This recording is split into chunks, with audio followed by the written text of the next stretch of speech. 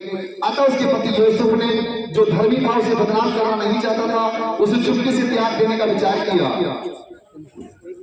उसका जो पति, जिसका नाम यूसुफ था, वो धार्मिक मनुष्य था।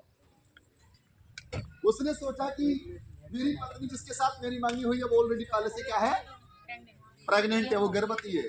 वो धार्मिक मनुष्य था, वो उसे बदनाम करना नहीं चाहता था, इसलिए उसने क्या प्लान कर लिया, चुपके से उसे छोड़ने का विचार कर लिया उसने। लेकिन वचन के अंदर लिखा है, जब वो इन बातों के सोच ही में था तो प्रभु का स्वर्गदूत उसे सपने में दिखाई दिया। समझना मेरे भाई बहनों, उसकी सोच क्या थी, उसको छोड़ने की, लेकिन स्वर्गदूत की ओर से, परमेश्वर की ओर से यूसुफ को सपने में एक संदेश मिला।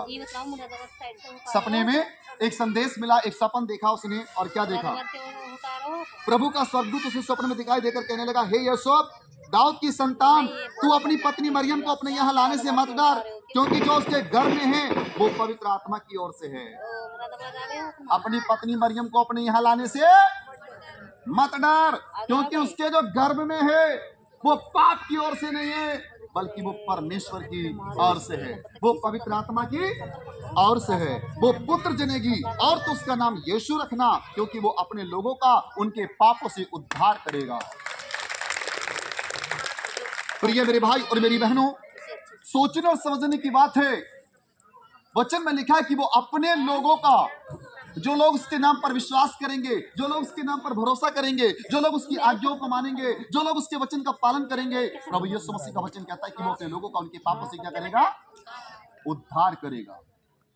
पापों से ही नहीं, हर दुख, हर संकट, हर कलेश, हर परेशानी, हर बीमारी, हर संकट से, हर मुसीबत से परमेश्वर क्या करेगा, आपका उद्धार करेगा। Hallelujah, hallelujah. ये सब इसलिए हुआ कि जो वचन प्रभु ने भविष्यवक्ता के द्वारा कहा था वो पूरा हो। देखो, एक कुंवारी गर्भवती होगी और एक पुत्र जनेगी और उसका नाम इमानुएल रखा जाएगा, जिसका अर्थ है परमेश्वर हमारे साथ है। तब यूसुफ नींद से जागकर प्रभु के दूत की आज्ञा के अनुसार अपनी पत्नी को अपने यहाँ ले आया। जहां वो छोड़ने का विचार कर लिया था उसने, जहां वो मरियम को छोड़ना चाहता था मेरे प्रिय भाई और बहनों, लेकिन जब स्वर्गदूत ने उसको सपन दिया, जब वो सपने में देखा, जब वो स्वर्गदूत से सारी बातों को किया, तो उसका विचार नम्रती बहन, उसका विचार बदल गया। क्यों? क्योंकि स्वर्गदूत ने क्या किया, अगुवाई किया। जब स्वर्गदूत ने अगुवाई किया तो उसका विचार बदल गया मेरे प्रिय भाई बहनों। Hallelujah, hallelujah. उसका विचार बदल गया, नहीं तो उससे पहले उसने छोड़ने का विचार कर लिया। बाइबल बताती है, प्रभु का कलाम कहता है, वो स्वर्गदूत की आज्ञा के अनुसार अपनी पत्नी को कहां ले आया, अपने साथ अपने घर ले आया। Hallelujah, hallelujah. लेकिन स्वर्गदूत ने एक बात और कही थी, जब तक ये अपने पुत्र को ना जाने तब तक तो उसके पास मत जाना, क्योंकि उसके जो गर्भ में है वो पवित्र आत्मा की ओर से है, वो पवित्र है। Hallelujah, hallelujah. जिस यीशु मसीह के नाम से आज हम आए हैं, उसका जन्म पाक और पवित्रता के साथ हुआ है मेरे प्रिय भाई। कुंवारी मरियम के द्वारा उसका जन्म हुआ। यीशु नाम, हालेलुया, वो नाम जो महान और सर्वश्रेष्ठ और महान नाम यीशु नाम अपने यहां पर ले आया।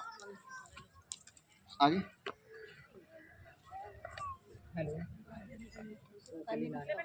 इसे मत चलो तो वो पर्ची कहाँ है की लूका ओके पर्ची चल बोलो हालेलुया। मान लीजिए वो अपने घर ले आया उसको। एक चीज और मैं आपको बताना चाहता हूँ जो इतिहास की बात है। सबसे पहली जनगणना, सबसे पहली नाम लिखाई जो हुई वो उस समय हुई जब यीशु मसीह अपनी मां के घर में थे। लिखा उन दिनों में अगुस्तुस कैसर की ओर से आज्ञा निकली कि सारे जगत के लोगों के नाम लिखे जाएं। ये पहली नाम लिखाई उस समय हुई जब किब्रिनियुस सीरिया का हाकिम था। सब लोग नाम लिखवाने के लिए अपने अपने नगर को गए।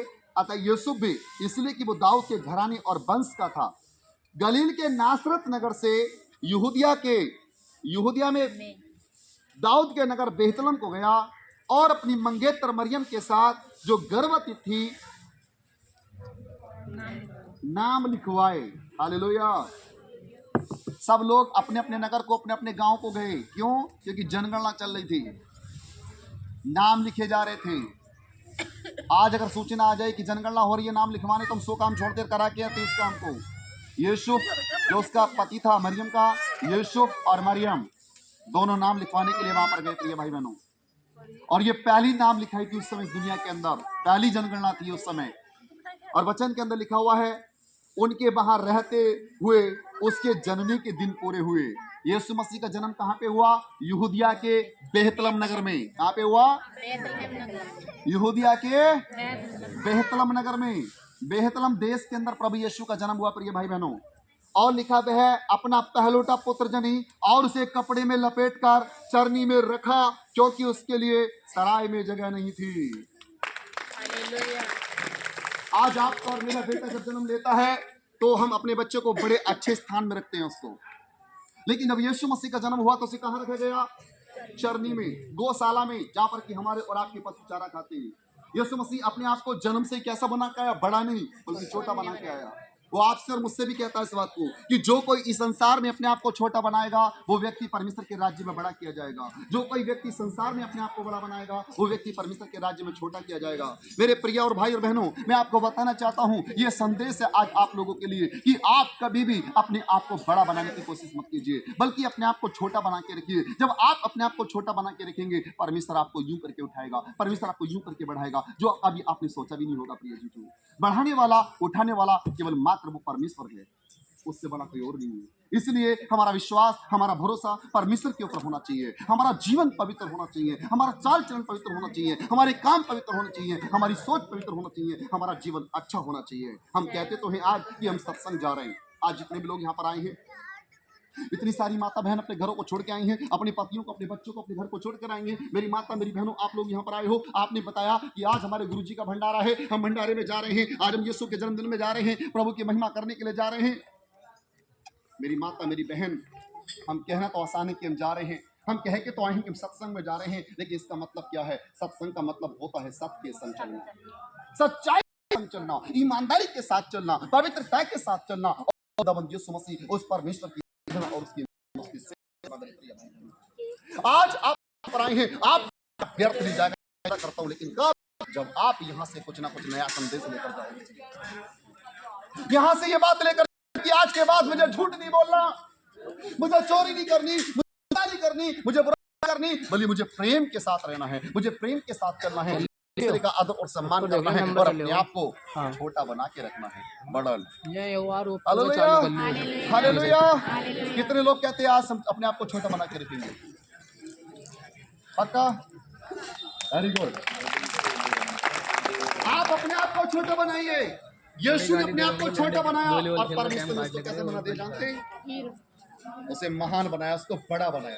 वो अपने आप को जीरो बनाया और परमेश्वर ने उसको हीरो बनाया।